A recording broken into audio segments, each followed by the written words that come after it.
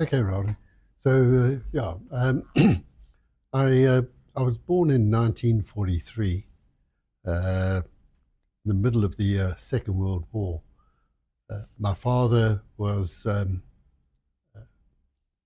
he was deployed to North Africa during the Second World War, and then from North Africa, Libya, he was deployed to Italy, and then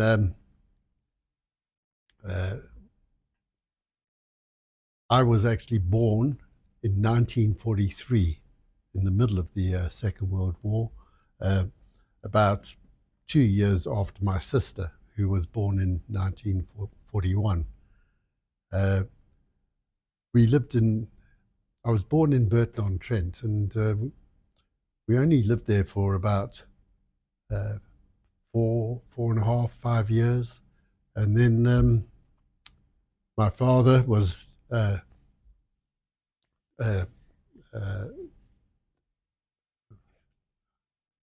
can't think of the word now. Anyway, he left the army in 1945, and he returned to the UK, and he didn't have a job, but he had a wife and 2 children. And my uncle, who was living in Rhodesia, contacted my father and suggested that maybe we should immigrate to the Rhodesian colony, because it was potentially going to become a rapidly developing colony of Rhodesia.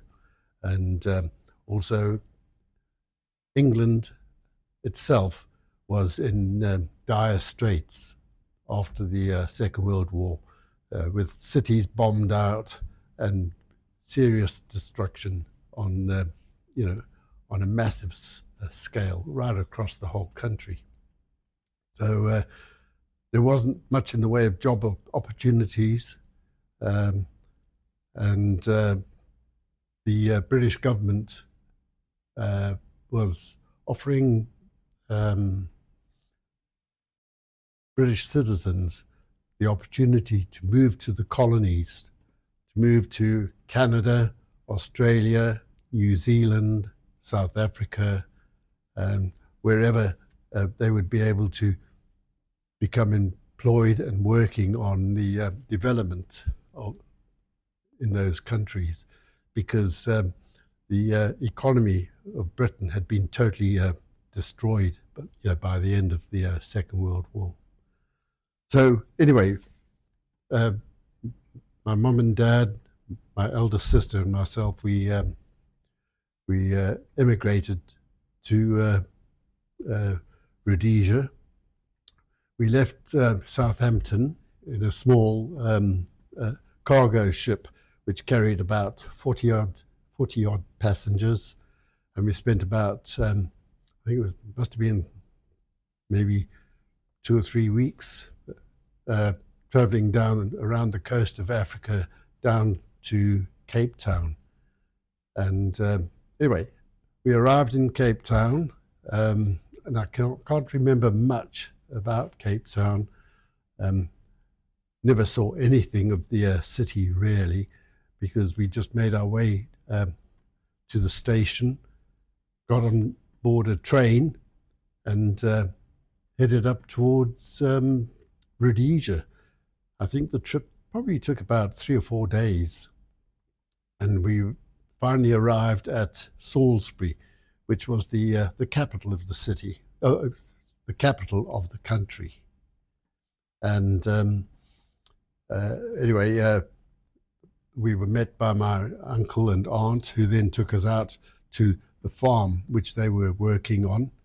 And my father got a job as an assistant manager on a tobacco farm about 2 or 3 miles away from where my uncle and aunt and my cousin lived. And so anyway, I grew up on this farm, and then my sister, of course, had already started school because she was then 7 going on 8 years of age, and I was about 6 years of age. Anyway, in 1950, I'd started my junior school, and I ended up spending 7 years at junior school, which was a fantastic experience. I was a boarder because we lived about 200 miles away from any major city, and we were living way out in the countryside. And so yeah, from boarding school,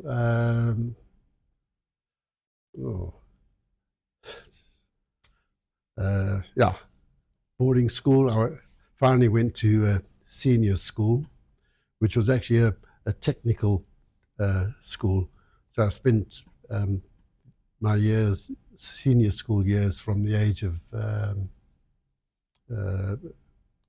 12 and a half, up until I was 18 at the senior school, which was actually a technical school.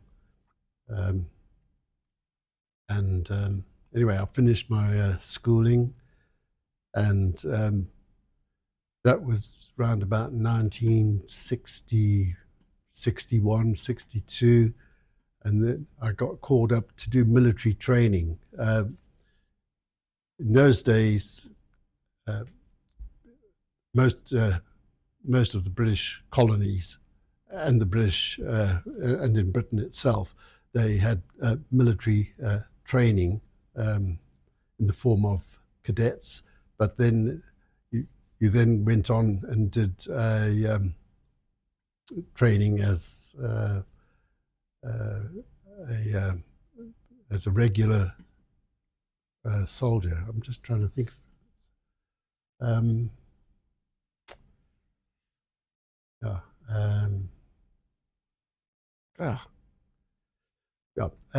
That's right. All across the British Empire, the British citizens did military training, which was like a territorial army training. So Australia, New Zealand, Canada, South Africa, Rhodesia, we were still doing military training after the Second World War, which was customary throughout the British Empire at the time. Anyway, after I'd completed my military training, I applied for a job with Burroughs Machines. I was interviewed, and I was offered a job. I was also offered a job by the National Cash Register Company, and I decided to take the job with the National Cash Register Company because they were a very big American company, which were actually expanding quite rapidly in the country, and there was a tremendous amount of build-up in commerce and industry and mining after the Second World War. So it seemed like a good idea to become involved in the new technologies that were being deployed across the country with regard to computers. The early computers were analog, which basically operated by using gears and levers, and they were very, very mechanically complex devices consisting of thousands of moving parts. But at that time, the computer era had just started. This was in early 1960s. I started working 1962 with NCR after doing my military training, and I got this job, and I really enjoyed it. I got very, very involved in my work, and I became fairly competent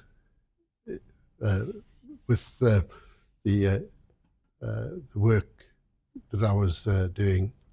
Then the company offered me a job up in Zambia, which at that time was known as Northern Rhodesia.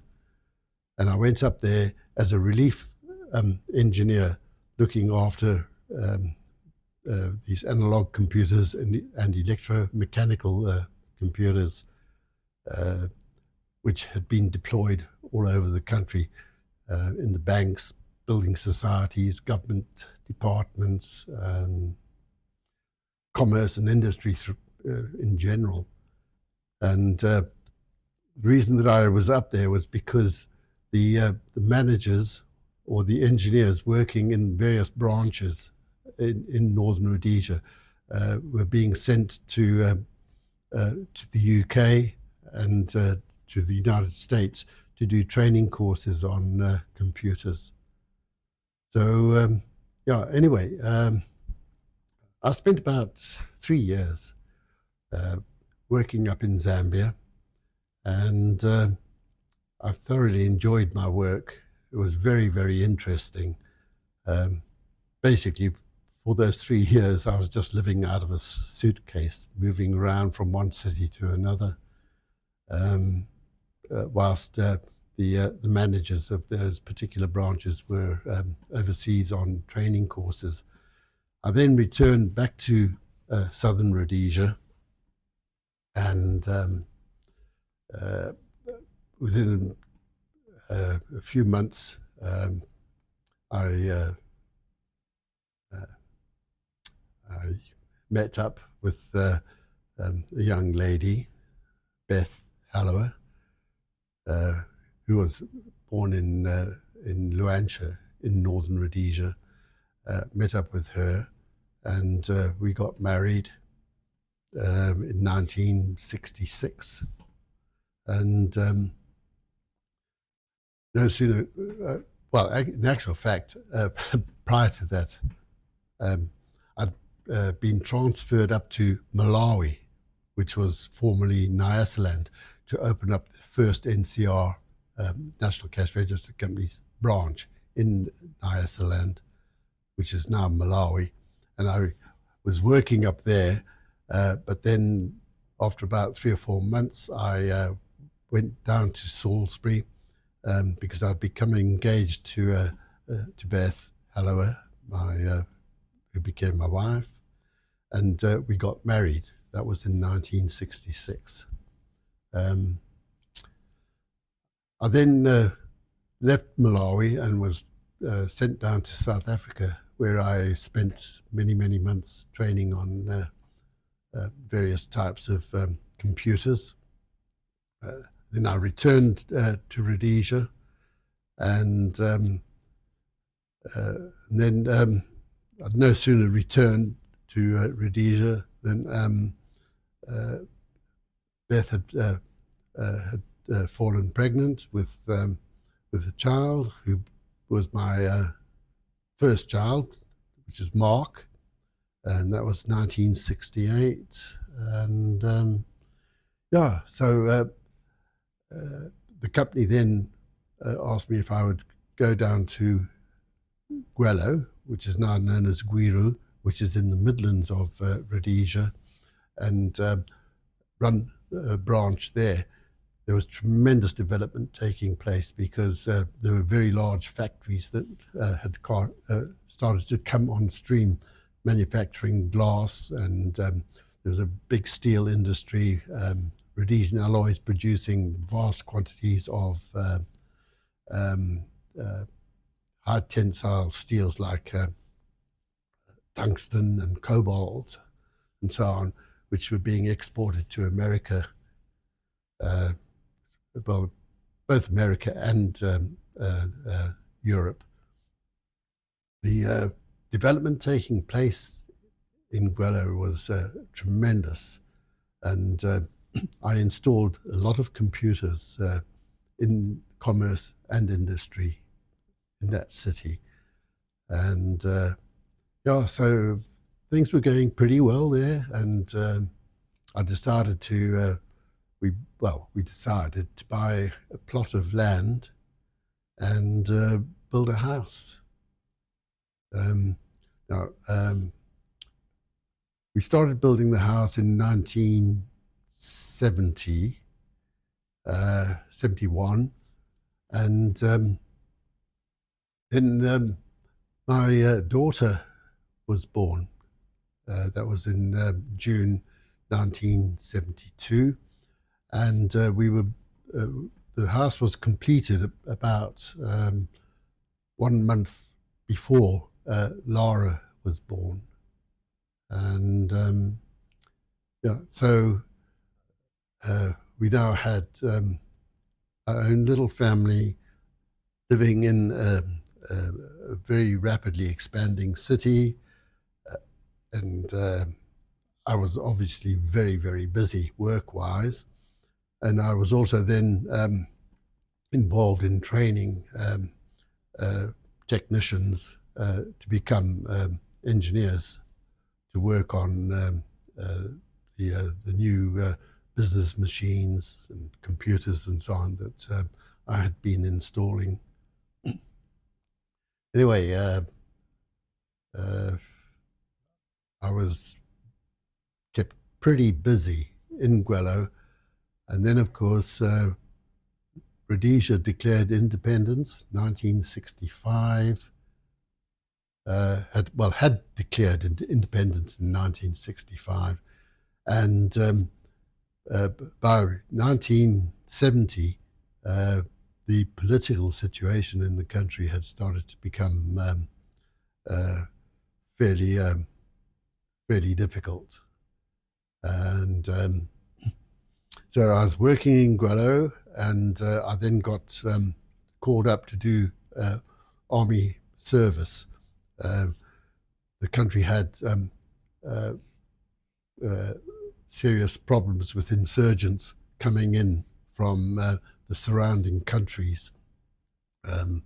These were insurgents, they were African nationalists who were being supported and financed by initially by Britain to a certain extent, but later by Russia and China. We ended up in a situation where Rhodesia was fighting a bush war against tens of thousands of insurgents moving into the country from the north, the south, the east, and the west. They came in from everywhere. And after 15 years of a bush war, we finally lost out, and the Rhodesian government was basically taken over by the African nationalists, who then renamed the country Zimbabwe. At that point in time, Rhodesia was one of the most highly developed countries on the African continent. Tens of thousands of schools had been built throughout the countryside to educate the indigenous population. These people had never ever had any formal education prior to the development of Rhodesia. Basically, it was just bushland with vast areas of the country uninhabited, but several different tribal groups of indigenous and also immigrants from other areas around Rhodesia, they they ended up by being schooled and fed and educated to the extent where, in the end, they would become part of the normal civil order in the country. Because prior to that, most of these people were simple tribesmen with basically nothing more than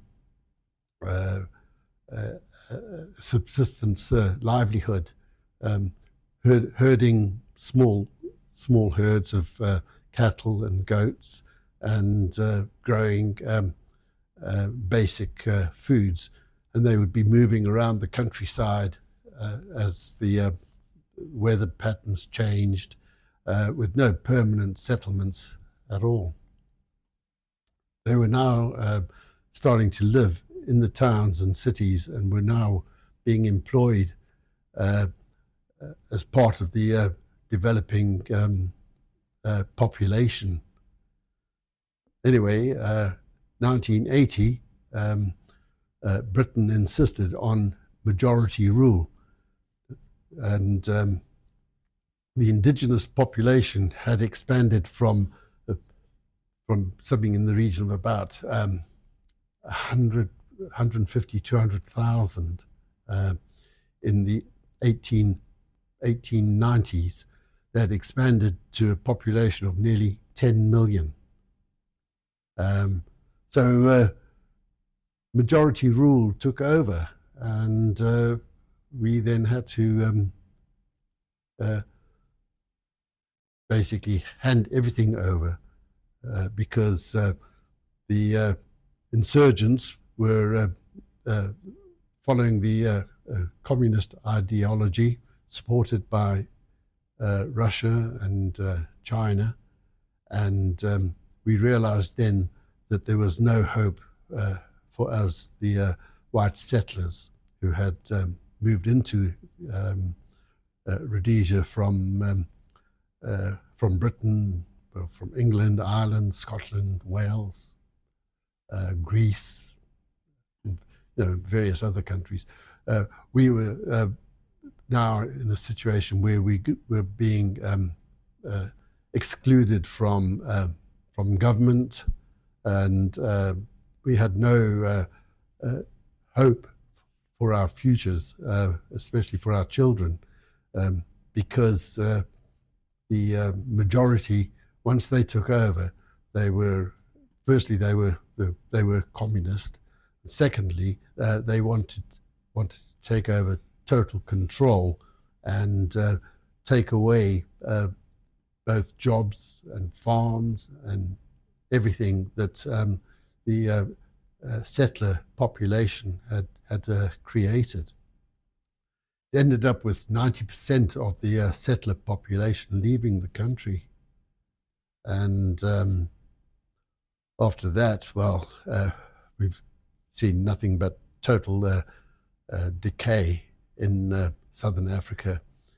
It started off with Rhodesia being taken over, and then round about the same time, Mozambique and Mozambique and Angola. The Portuguese withdrew their citizens from those countries. They'd been living there for hundreds and hundreds of years, and the white population in Zimbabwe, they'd been living there since 1890. Most of the white population that left the country left with nothing. We lost our homes, we lost our jobs, we lost our pensions, and everything that we had created and developed over a period of 100, 120, 130 years. That all just disappeared overnight. So then we left Rhodesia. We left our home. We couldn't sell it. In the end, we did manage to sell it. I owed a few thousand Rhodesian dollars on it, still outstanding on the mortgage. So I sold the property for what I could get, and paid the building society off with the outstanding amount that was owing on it. And I had a small profit, a small part of the profits left over, which I was able to use to fly the family down to South Africa, to Johannesburg. Started working in Johannesburg, again for NCR, as it had now become known as. So the name had changed from the National Cash Register Company to NCR. And started working in South Africa as a hardware engineer on mainframe computers. And yeah, I had a really great job there. It was really very, very interesting, because all of a sudden the whole computer industry was expanding very, very rapidly. This was in the 1980s, and so I now had the opportunity to get involved in technology, which I really enjoyed working on. And things were going very well there, apart from the fact that South Africa had now become subject to international sanctions, because United Nations, Britain and America were insistent that South Africa must also have majority rule. Of course, they had pretty much the same happen in South Africa as happened in Rhodesia, whereby a small, comparatively small minority black population of about 3.5, 4 million in the 1980s, with about 1 million white settlers, had now also started to go the same way as Rhodesia, Zimbabwe, whereby people of certain ethnic group were they couldn't get jobs, and they started to lose their properties. So exactly the same as what happened in Rhodesia, with property rights being taken away, and expropriation of land and property and businesses. South Africa has pretty much gone the same way. So anyway, in the end, 1990, early 1990s, the whole family decided that's enough, and because we could see no future for us. And so we left South Africa and moved to the UK, which is where we are now living. So yeah, it's been a pretty long journey, and here we are now in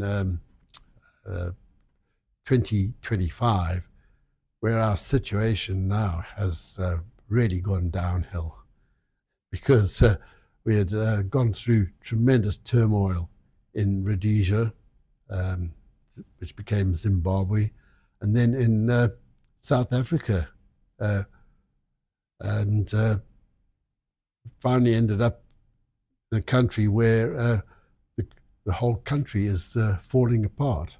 It's only taken literally 25 years for Britain to suddenly change, and it's actually changing in exactly the same fashion as what Rhodesia and South Africa did.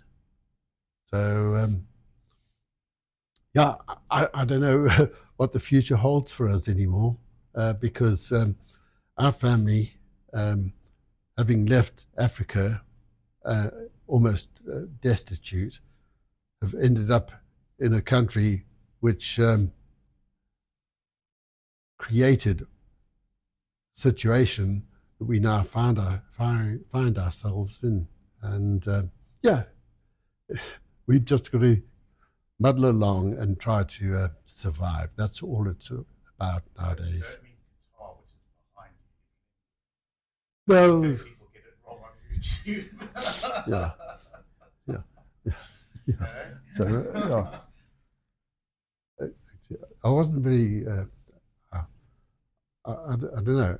Well, this is not bad. Guitar's great. But, Oh, yes. it's taken me, what, 50 odd years to put my life together. Yeah, well, of course, yeah. Now, June 2025, and the whole world is in utter turmoil. And the turmoil that we are seeing now, it actually started in the 1950s, 1960s, where Britain, America, and the United Nations went on this